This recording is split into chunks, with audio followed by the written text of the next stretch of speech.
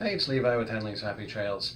And if you are dry camping while traveling, you may want to do laundry along the way. Obviously, you could just Google laundromat and drive there along your route. One of the big issues with finding just a random coin laundromat along the way is parking. A lot of the parking lots for laundromats are rather small, so you can't just pull your RV into them. But an easy way to find laundry is to use truck stops. A lot of travel centers and truck stops actually have laundry facilities now, and I use All Stays.